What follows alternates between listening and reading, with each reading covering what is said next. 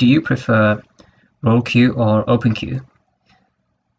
This is going to be a video where I talk about the pros and cons of both role queue and open queue, and I try to analyze the arguments that are used in favor and against them. So to start off with, I'll talk about role queue, because role queue is the older one. So I think that role queue, personally, I don't feel it has any significant benefits to it, other than, for me personally, the fact that you can earn 25 coins by playing tank, which is good for me personally because I am a tank player. Like, I'm both a tank and damage player, not really much of a support player. So in that way, it's nice that I can earn coins and I don't need to spend money on loot boxes to buy skins and stuff. And then the second advantage for me is the fact that I can play in a role without having to stress that much about it affecting my main SR.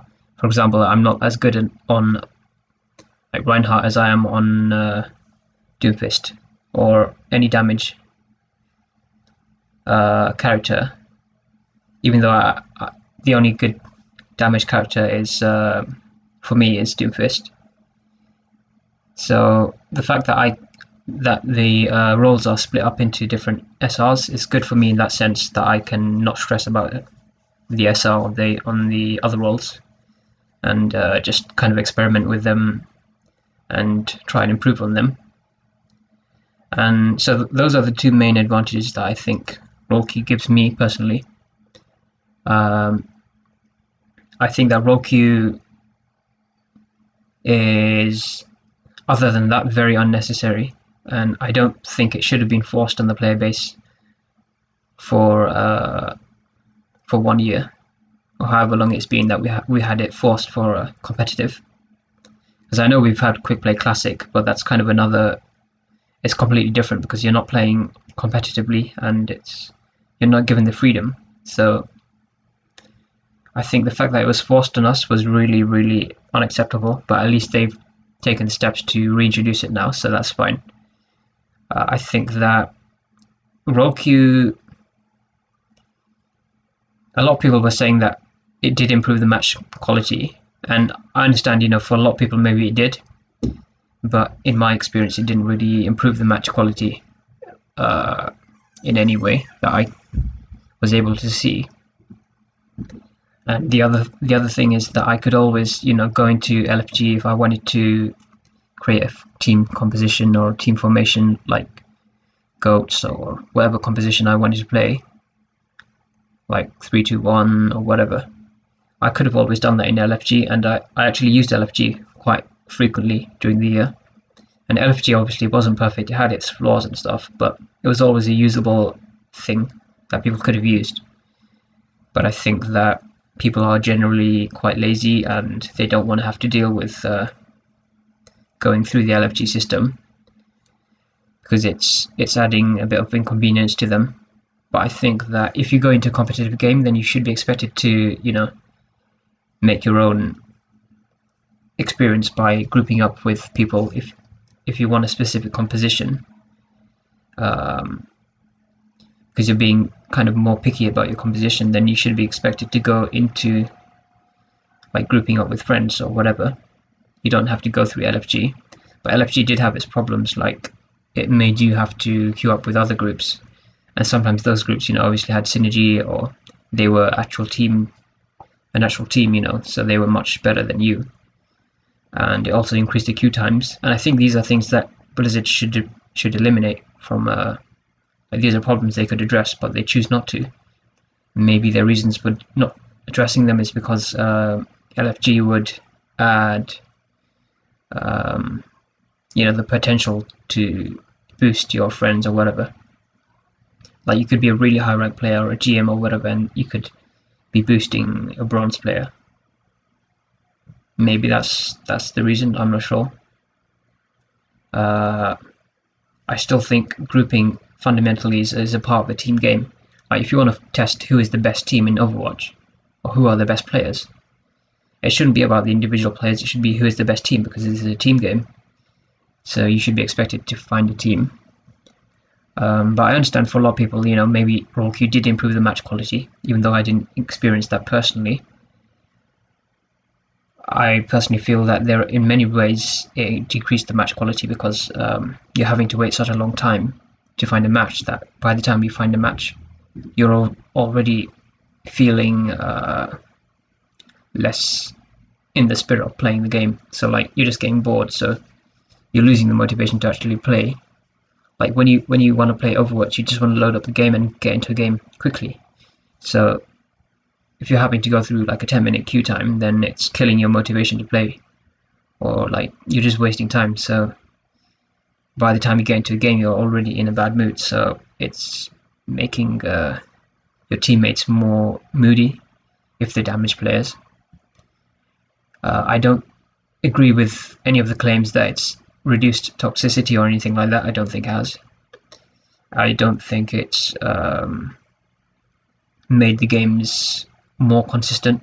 It's actually made them less consistent because of the fact that in order to reduce queue times, they're having to widen the SR gap of what they allow. So you could have like a really big skill disparity, which could reduce the consistency of the games. I think OpenQ, a lot of people, I understand maybe it's a benefit for people who don't want to go through the inconvenience of LFG and they just want to play having the same composition formation every time. But for me, that's really a big negative, like having to play with the same two of each role every single game is not. It kills the spirit of Overwatch, like the whole point of Overwatch, which is about variety, and there is no variety, like especially in role queue, because you still have the meta in role queue, so you're still having like Ryan and Zarya as the most strongest tanks, and it's reducing the variety of things that can be played, and I think that's really bad. I think we also saw in the Team Runaway versus Lunatic High, just without role queue you can have so much variety, so many different compositions, and it's really amazing to watch. So obviously, in my opinion, role queue, the benefits don't outweigh the cons, which is the long queue times, the fact that you lose your freedom to switch to any hero at any point in time, which is massive. As someone who would have liked to switch between, say, Doomfist and Wrecking Ball at any time, it takes away that ability to do that. I also want to cover OpenQ as well. So I've talked about role queue, but I think OpenQ is basically really the way Overwatch should be, in my opinion. The fundamental mode. It should be the main mode, but I don't really care if it's not the main mode. I'm fine with the game being balanced around role queue. I think that OpenQ gives you so much more freedom, and so, like in theory, it should give you faster queue times because you're not having to find the ratio, an even ratio, because the player base is mostly made up of damaged players. So I think that it's really going to shorten the queue times, provided there's enough players playing it. Then there's the freedom of playing like any hero at any time. It's really amazing being able to select from 31 heroes or 32 heroes, and I think that OpenQ, I'm not a flex player personally, but I know that for a lot of people they enjoy flexing between roles, or they feel helpless in role queue because they don't have the ability to flex between roles, so they can't compensate for like another teammate, which is possible in OpenQ. But I know there's also strong arguments for both ways, and I'm just giving my side of the argument, which is obviously I prefer OpenQ, but there's very good arguments in favor of role queue as well. But in my personal opinion, they are outweighed by the negatives of role queue. But I just wanted to do this video and make the poll to ask you guys what's your opinion on all this. And the reason I'm making this poll is because YouTube is taking away the user's ability to create polls. Like opinion polls, which is a really big shame. I think polls are really interesting to see the results, even if they're not accurate or they're not representative. They're still interesting to give some sort of data, even if the data isn't wrong, it isn't correct. And opinion polls have to be can't be taken seriously, because anyone can, especially on the internet, people can vote multiple times, or they can, even if you make measures to not vote multiple times, they can use VPNs to bypass that, or like polls can be non-representative because of the fact that where you poll, like the region you poll in, or the people who are likely to participate. So I think the methodology of polling is really important. Like, you need to get it as fair as possible. But this really isn't a serious poll. This is just a kind of for fun, just doing it for fun. I think it's a real shame that YouTube are removing features from their platform, like opinion polls, and they've also removed video editing, so many video editing features that they used to have, and they're now taking away the ability to upload videos in bulk. Like with the classic uploader, you could upload videos in bulk sequentially, which is something that you can't do in the new uploader. So I think that's really annoying that you can't upload sequentially, because you want them one by one rather than all uploading at the same time. And there's so many functions that YouTube is just taking away, and I don't understand why they do it. Maybe it's to make the interface simpler, even though for me it's more complicated.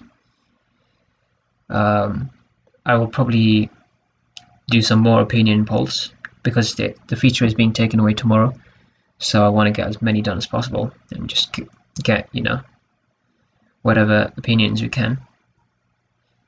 Even though this channel isn't very popular, it'll just still be interesting to see if anyone does respond to the polls, and just give your opinion, whatever you think.